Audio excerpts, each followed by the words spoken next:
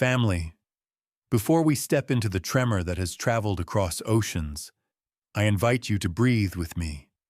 For sometimes the truth does not knock at the door. It breaks the hinges. And this week, a set of alleged Caribbean documents whispered about, guarded, and suddenly exposed to the light has stirred questions that echo far beyond the islands. Names rise and fall through the pages, but one name, spoken in distant capitals and village streets alike, trembles with particular weight. Traoré. Whether these papers reveal strategy, warning, or merely rumor, their arrival has unsettled a region already walking on thin political ground. Yet, family, we are here not merely to witness, but to understand, to listen with seasoned ears, to feel with the memory of generations who have seen storms come and go, and who know that every storm has a center. And before we journey deeper, I ask you to subscribe to this channel, beloved family, because each week we bring the stories others would rather keep locked away, and your presence keeps this circle strong. Stay with me, family, for what lies ahead is not noise, but a revelation preparing to break open. The awakening begins now. Family, let us walk slowly into this moment, for the ground beneath us is trembling, and seasoned souls like yours know that when the earth trembles, something buried is trying to rise. Across the Caribbean Sea, where the winds have carried empires, rebellions, songs of liberation, and the quiet prayers of ordinary folk, a file alleged, whispered about, disputed by some yet feared by many, has found its way into the light. It is said to have circulated through diplomatic backchannels, then leaked like a crack in an old clay pot, spilling truths, half-truths, and shadows onto the public stage. Whether it was the work of insiders, reformists, opportunists, or foreign hands, no one can say for certain. But family, every page seemed to call out a new name, a new interest, a new hidden motive. Some claim the documents reveal political maneuvering between Caribbean leaders and outside power brokers. Others insist the file exposes rifts inside governments long thought stable. A few voices, hushed yet urgent, have suggested it maps out the kinds of arrangements once buried beneath layers of polite diplomacy, economic promises, security dependencies, and the subtle strings that tie nations to larger forces. But what shook people most was not merely the content, but the pattern. The way the lines connected.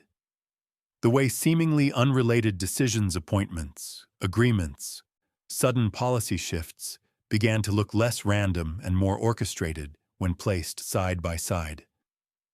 And then, family, there was the ripple across the ocean. For although these papers concerned Caribbean leaders primarily, one name repeated often enough to draw attention from every coast. Captain Ibrahim Traoré, a young African head of state rising quickly, challenging old structures, speaking openly where others whispered. Some in the Caribbean view him as a symbol of renewed independence. Others see him as a disruptor, a wild card in a region that prefers tranquility. And though the alleged documents never accuse him directly of wrongdoing, his name appears in analytical assessments, speculative commentaries, and diplomatic evaluations so frequently, family, that the file itself has been described as the moment the region realized it could no longer ignore the shifting winds of global politics. And so here, in this very section of the story, we recognize the Ibrahim Traoré moment that commentators have been murmuring about, a moment where a distant leader's ideas, or at least the fear of his ideas, stirred conversations thousands of miles away. Whether the concerns are justified or exaggerated, the emotional impact on policymakers has been undeniable. Caribbean cabinets held late-night meetings. Foreign ministries produced public statements full of measured language, and older political figuresmen and women who have lived through coups, interventions, and diplomatic storms, began cautioning their colleagues that the region had entered a new, unpredictable season. Family, imagine sitting in those council rooms. The lights dim, the air thick, the papers heavy on the table. Imagine the ministers glancing at one another, not knowing what was true, what was speculation, and what was planted by unknown hands. Some feared exposure, others feared manipulation. A few feared that the Caribbean was becoming a chessboard once again, moved not by its own people but by foreign players whose interests rarely aligned with the island's fragile hopes. Yet, deeper than all of this was the emotion and emotion that many of you, especially those over 60, know too well. That tension in the chest when history seems to be repeating itself. That familiar sense that the world's powerful have returned to the region with new strategies cloaked in modern language. That ache of remembering the Cold War years, when small nations became battlegrounds for giants. Through it all, Traoré's name moved like a rhythm on a drum. Sometimes admired, sometimes feared, always debated. Caribbean leaders referenced him cautiously. Global analysts interpreted him boldly. And communities across the African diaspora whispered his name with both hope and curiosity. For some, he represented defiance. For others, unpredictability. But above all, he became an emblem of how interconnected the modern political world has become. Family, as these alleged documents spread, radio stations in Kingston discussed them. Commentators in Port of Spain argued over them.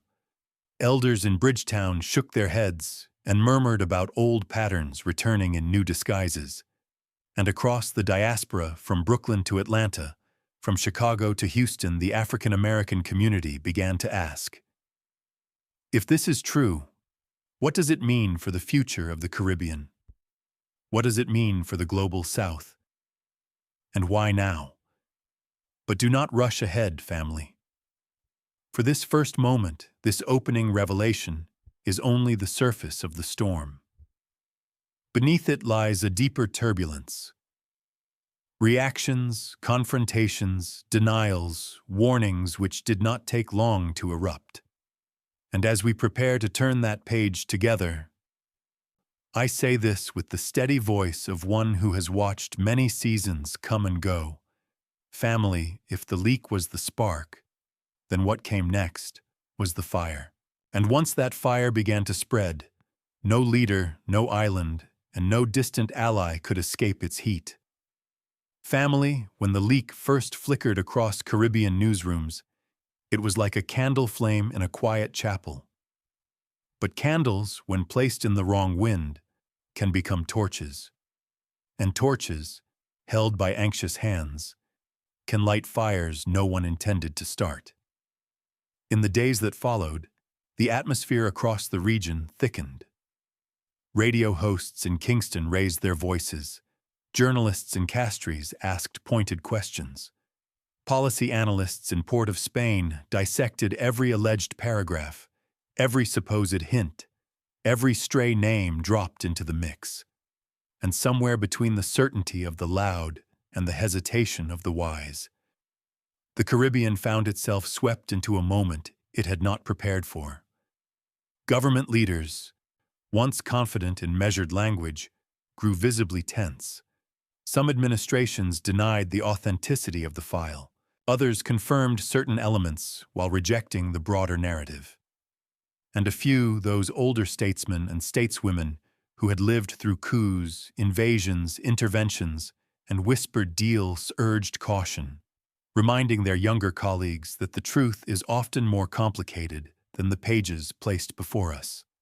Family, picture the cabinet rooms during that week, curtains drawn, advisors whispering, ministers pacing, hands clasped behind their backs, phones buzzing with messages from foreign embassies, from regional allies, from voices that had gone silent for years and suddenly remembered the Caribbean's number. and across the ocean, on the African continent, the name that had been repeated inside the alleged file Traoré was now the center of conversation. African commentators speculated about why his name appeared. Caribbean analysts debated whether the references were analytical, strategic, or simply political theater. Some wondered whether the entire leak was less about the islands and more about shaping global perceptions of African leadership.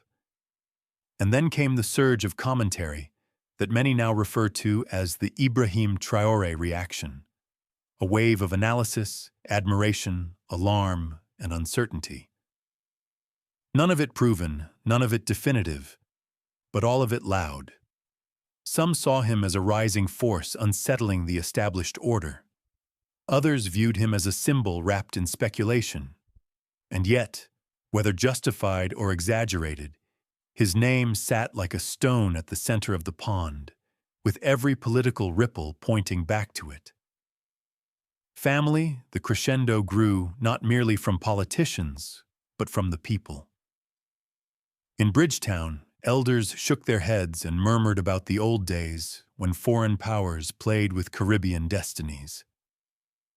In Dominica, young activists took to live streams, insisting their leaders explain where these alliances and influences truly lay.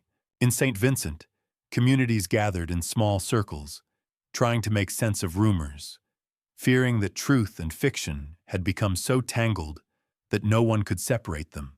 Meanwhile, global media, always hungry for a dramatic headline, began spinning their own narratives. Some outlets framed the leak as evidence of geopolitical competition returning to the Caribbean. Others speculated about shifts in alliances between the region and rising African reformists. A few even suggested that the leak itself could have been engineered to provoke this very reaction. Through all this, family, the emotional wave that swept through the diaspora was unmistakable. For African American elders, those who marched when marching was dangerous, those who watched revolutions rise and fall, those who lived long enough to recognize the patterns of power, the story felt uncomfortably familiar. Many of you watching right now have seen how quickly misinformation can spread, how easily truth can be weaponized, how rapidly fear can overshadow reason. And yet, even in the middle of this storm, there were voices calling for clarity. Caribbean scholars urged patience. African diplomats encouraged transparency. Seasoned commentators across London, Lagos, and Washington reminded viewers that leaks can be tool-stools used by those who wish to destabilize, distract, or reshape narratives for their own gain. Still, family, by the time the first week ended, one thing had become undeniable.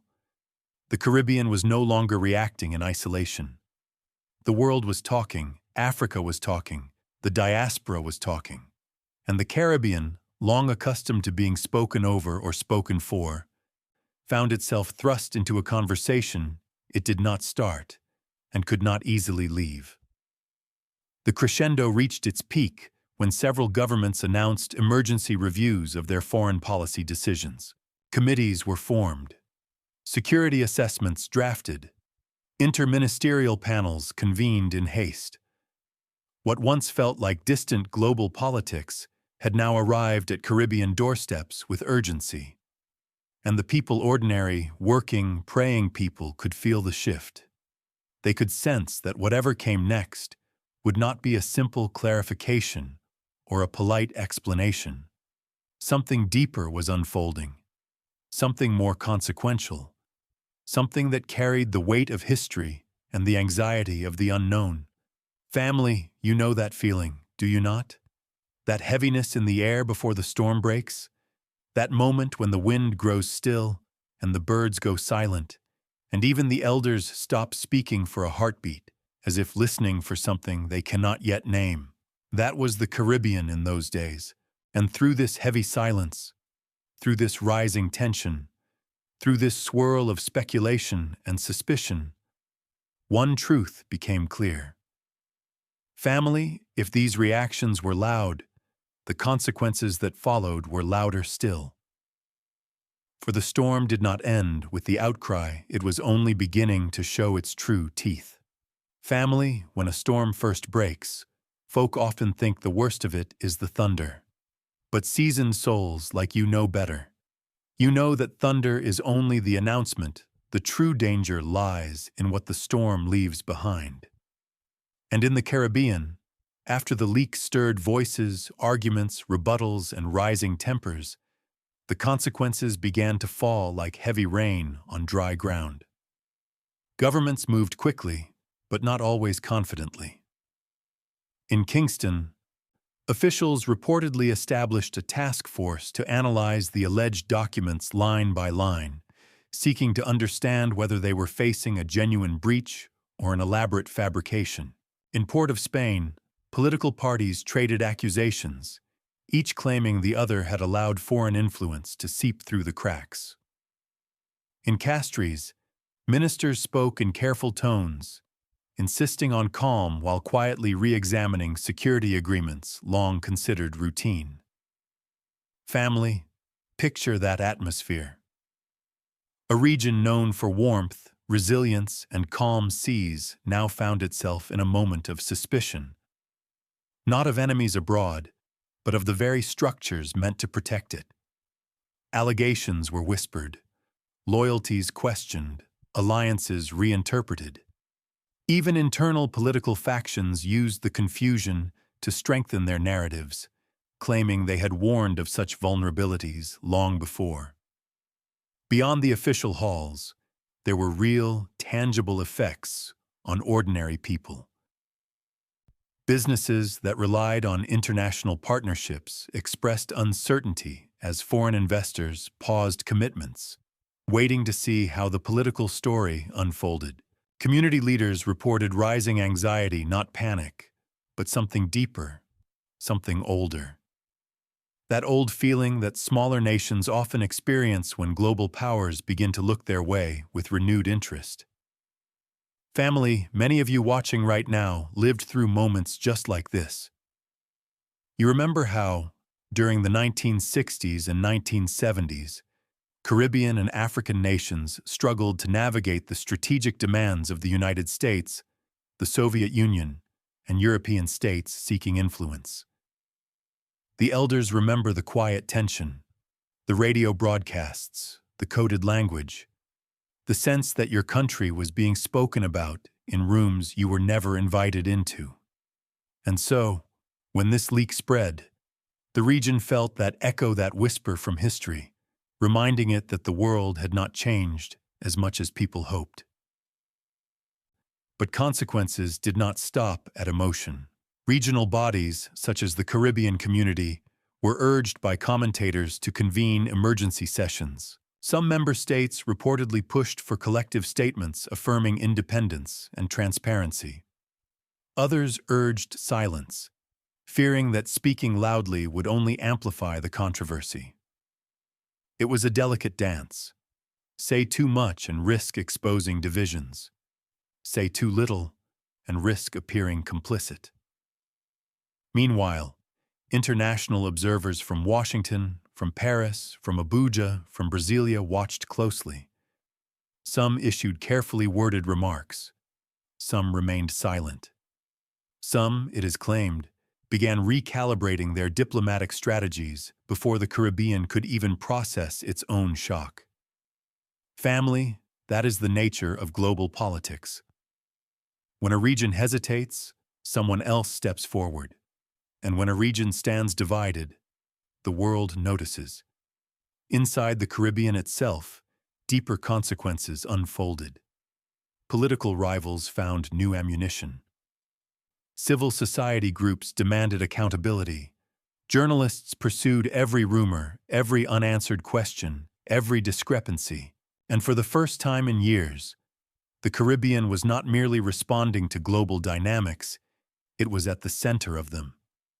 Diaspora communities across the United States, especially African Americans above 60, recognized this shift with clarity.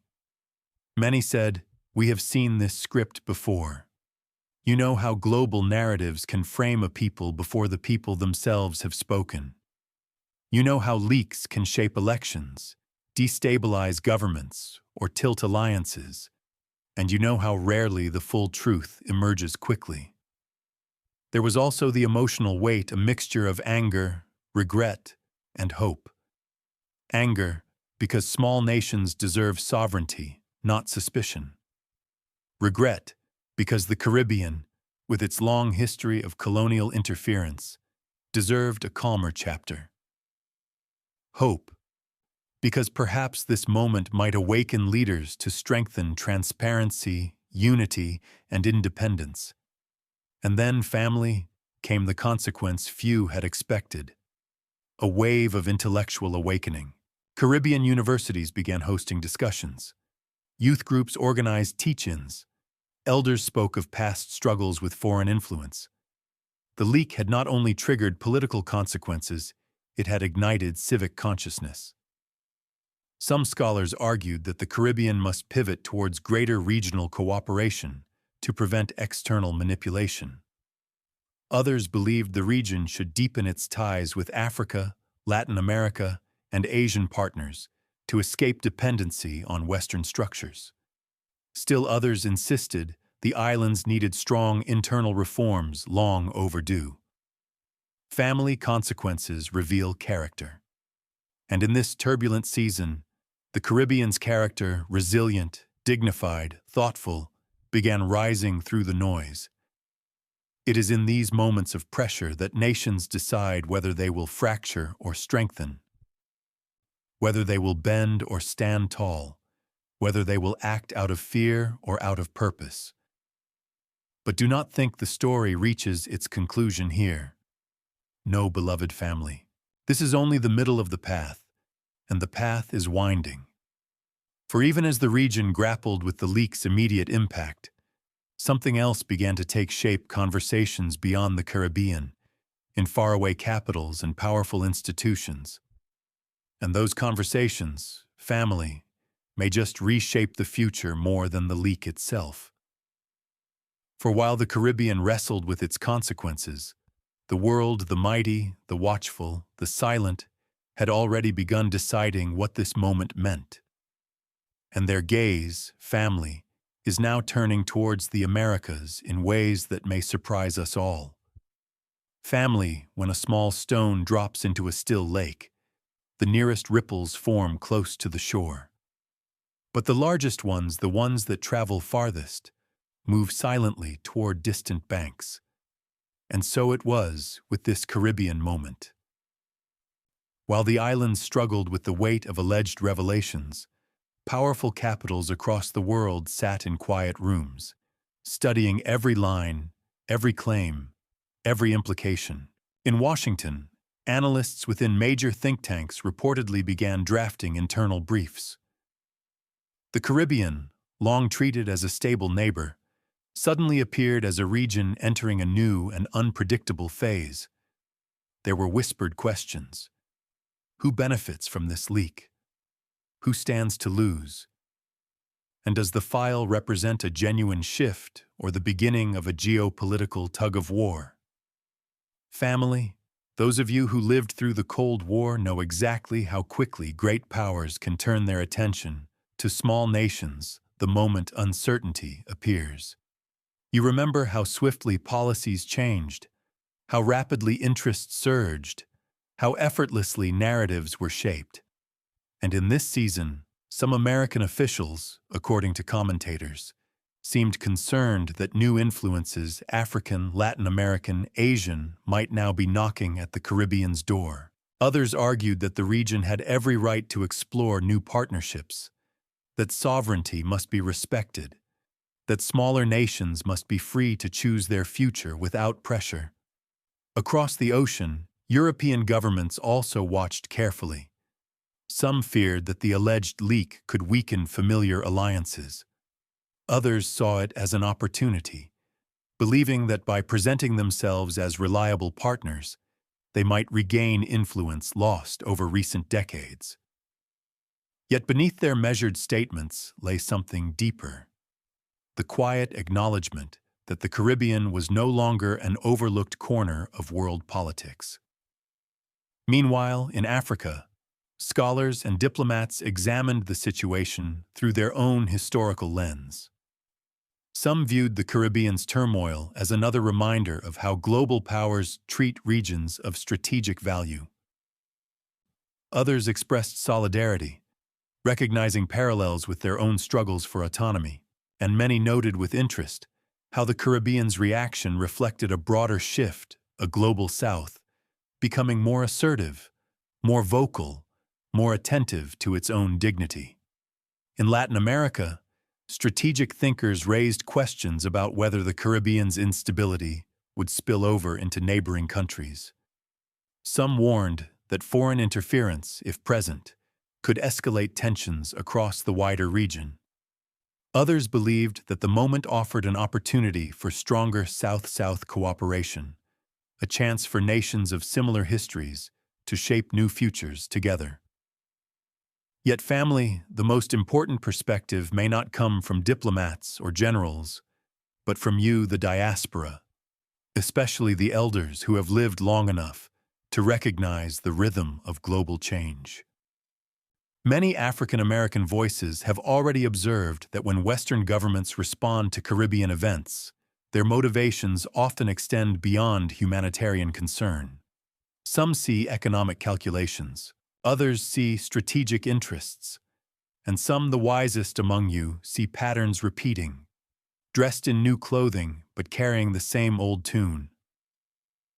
Through all of this, one truth emerges. The world is watching the Caribbean not with indifference, but with intention. For the islands, though small in geography, sit at the crossroads of trade, security, and influence. And when crossroads shift, family, empires feel the tremor. But do not close your eyes now. Because as global powers study the Caribbean's uncertainty, the region itself stands on the edge of a choice that will determine whether it moves forward with unity, hesitation, or renewed purpose. Family, the world has spoken. But the future, the path, the turning, the next chapter, rests not in distant capitals, but in the choices made by the Caribbean itself. And that path is where we journey next. Family, when a people reach a crossroads, the path forward is rarely lit by bright lanterns. More often, it is lit by memory, the memory of where they have been, of what they have survived, of who they have become through the storms. And now, the Caribbean stands upon such a crossroads, with the alleged leak behind it and the uncertain horizon before it. What then does the future hold? Some regional leaders have already begun speaking about renewal. They talk of strengthening institutions, revisiting security partnerships, deepening cooperation among neighboring islands.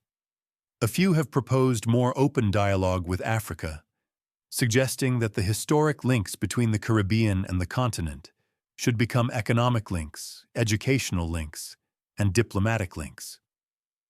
Whether these ideas become reality remains to be seen, but the very fact they are being discussed shows the region is awakening to its own strategic value. Others, more cautious, warn that too much change too quickly could unsettle delicate balances. They fear that shifting alliances might invite greater scrutiny from powerful nations, or that reform without careful planning could leave institutions exposed. These voices remind the Caribbean that wisdom is not only found in boldness, it is also found in pacing, in discernment, in measuring twice before stepping forward. Family, the truth is that the road ahead is neither fully smooth nor fully broken. It is a winding road, one shaped by opportunity and risk, by potential and uncertainty. Yet the most important ingredient in shaping this future will not be foreign ministers or presidents alone. It will be the Caribbean people, the families, the elders, the workers, the youth. If the alleged leak has awakened anything, it is the awareness that transparency, accountability, and unity must not be seasonal. They must become foundations. Across the diaspora in Harlem, in Miami, in London, in Toronto, Caribbean voices have already begun urging their homelands to stand firm.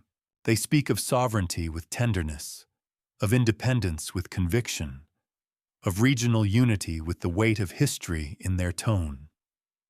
These voices may be far from home, but their influence is profound, for they carry stories that remind the region of its long struggle to be recognized, respected, and self-determined.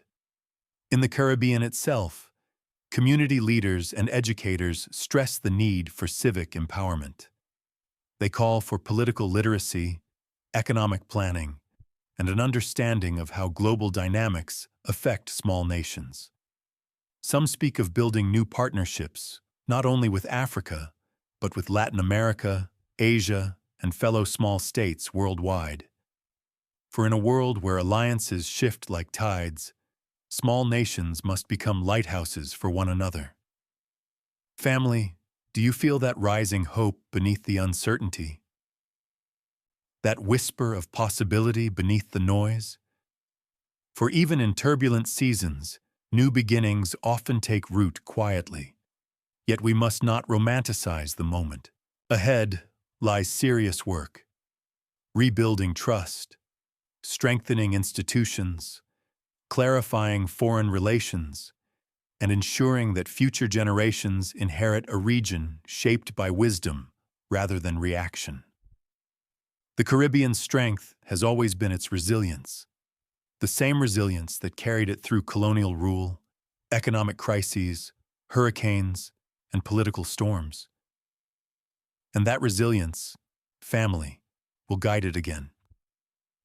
But hear this, beloved family. The world will not wait.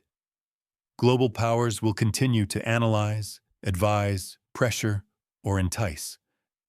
Which means the Caribbean must decide not just how to respond to the world, but how to present itself to the world. And that, family, is the true question that now lies before the region. For the road ahead is open, the choices are many, and the world watches closely, but only the Caribbean can determine the story that comes next. Family, as we come to the closing of this journey, let us pause together. Let us breathe. Let us look back at the storm we have walked through, the alleged leak, the ripples across the islands, the reactions of leaders, and the quiet tremor felt across the diaspora.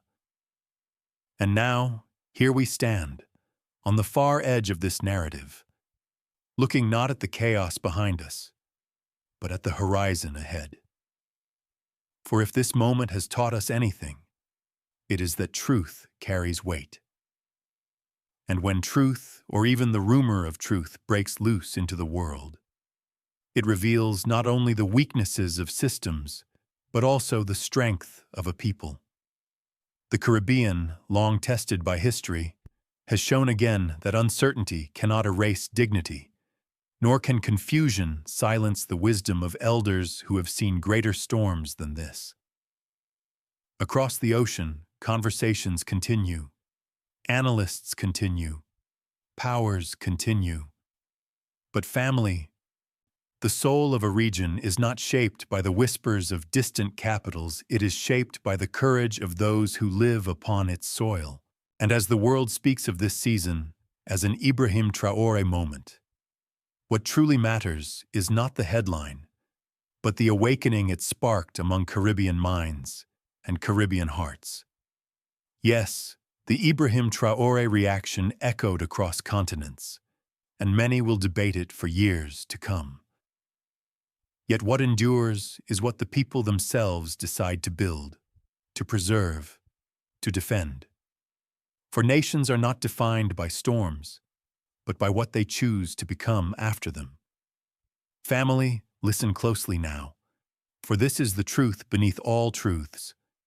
Hope is not naive. Hope is the inheritance of every people who have survived struggle. And the Caribbean, with its long memory and unbroken spirit, is ready to write a future shaped by its own hands, steady, proud, unafraid. So I ask you, beloved family, what do you believe this moment truly represents? Is it a turning point? A warning? A lesson? A calling? Tell us in the comments, for your voice is part of the story too. And before you go, let me speak to your spirit. If this journey opened your eyes, stirred your heart, or reminded you of the strength we carry across the diaspora, then like this message, share it with someone who needs clarity, and subscribe so you remain part of this circle, a circle that refuses to let truth be buried. For the Caribbean stands in another Ibrahim Traoré moment, and the world is watching. And as long as you are here, family, we will walk through every revelation together.